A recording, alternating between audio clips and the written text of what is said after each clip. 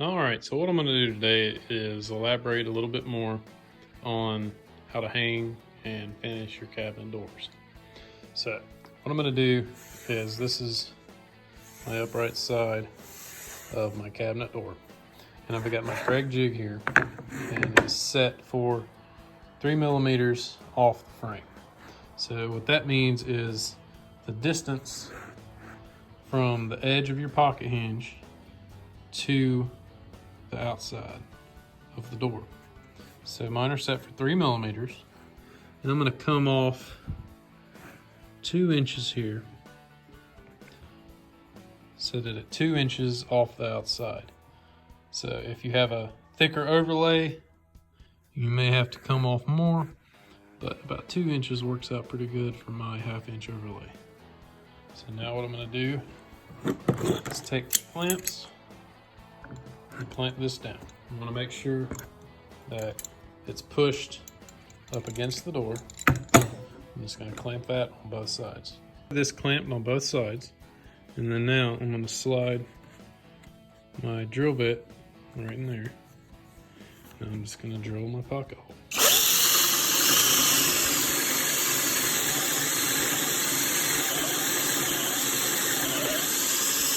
Alright, and now you can feel when it stops drilling, that means it's bottomed out. So loosen that, take it off, and there's your pocket hole. All right, so now we need to drill for our screw holes for our pocket hinge. So I've got 16th bit, and I don't want to drill all the way through the door, so I've got it set where it drills down about 3/8 of an inch.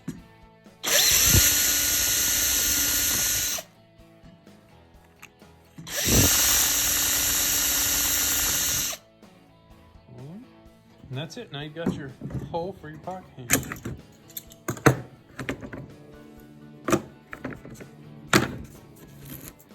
Clean that out a little bit, and I'll take a little bit of sandpaper and just smooth out the edges here.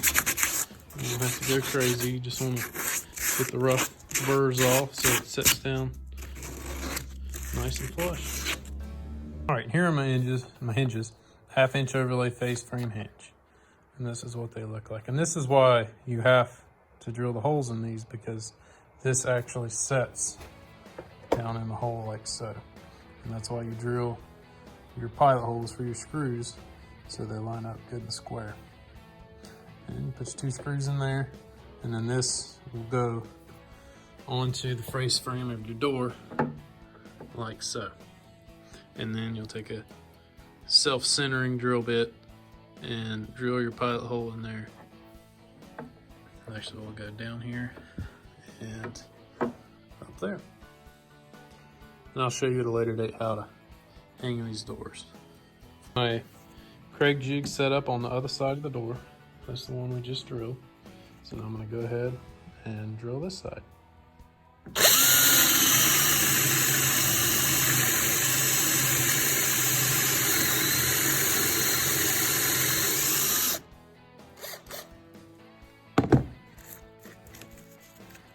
All right, there's my other hole.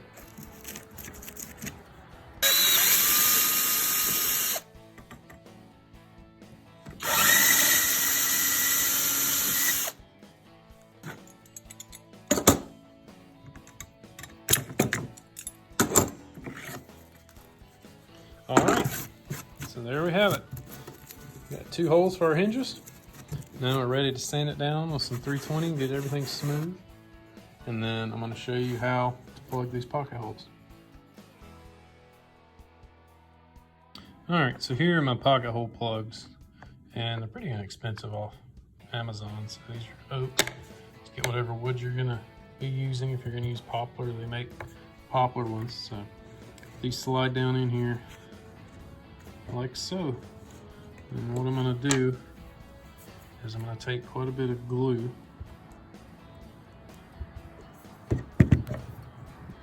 First, you got to open your glue.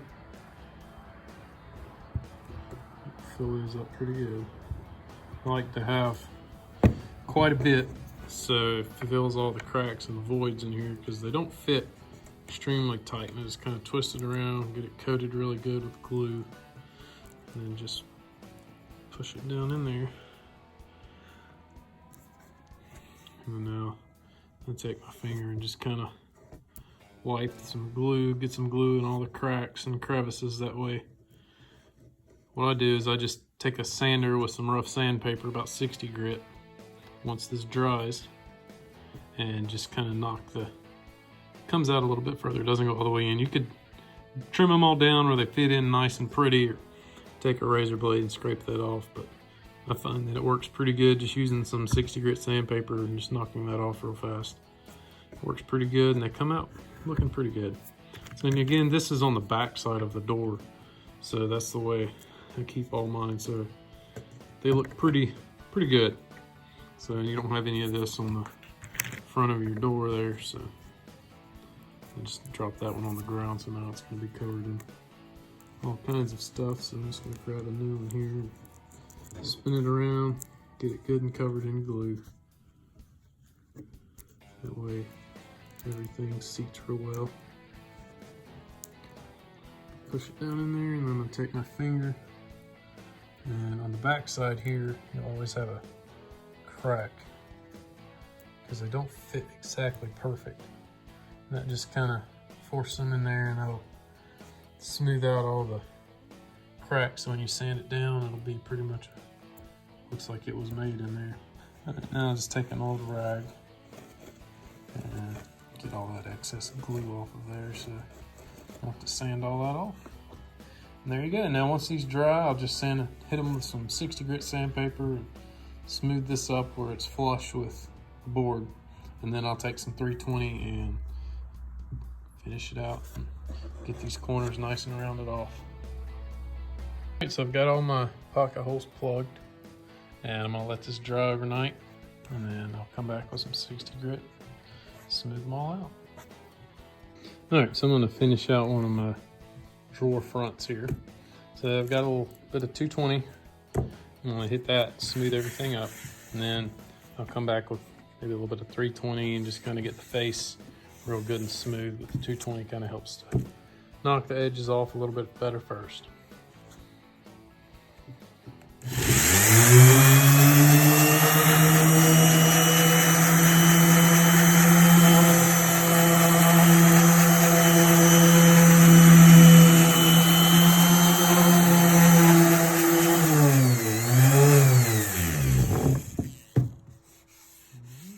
And right in here, sometimes you get a little bit of a gap, so I'm going to smooth that up a little bit more. And I'm going to do all my sides, flip it over, and just kind of get this good and smooth so it sets on my drawer good and flush and don't have any gaps. Just kind of smooth out any imperfections in your panel in here. Get that good and smooth. You want to just kind of, if you're going to use a DA, you want to hit them just real quick, and because you don't want to take too much, because you want to leave somewhat of a sharper edge so it still looks good and square. You don't want it too rounded or it's going to look a little funny.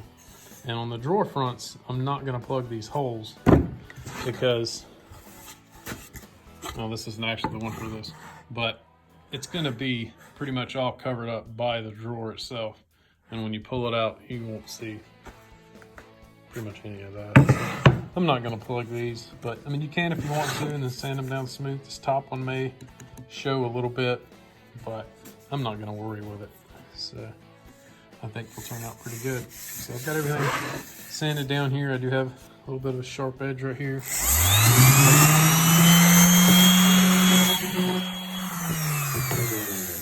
Real quick and like just kind of knock the edge off that. You don't want to get it too much or it's going to look a little funny. So, all right, I think this one's good. I'm going to take the air hose and blow all this dust off, and then I'm going to show you how I finish these if you're going to stain them. Okay, so what I'm going to use to finish my doors here is a mixture of 3 parts. It's 1 part oiled linseed oil and 1 part mineral spirits and 1 part of a wipe-on poly. And I don't have the wipe-on poly because I ran out, but I still have some of this mixed up. I mix it up in a mason jar because it already has the measurements. So you can mix it up right ratio. And it's 1 part mineral spirits, 1 part boiled linseed oil, and 1 part of a wipe-on polyurethane. What you do is get a little bit on a rag, and then you're just gonna wipe it on.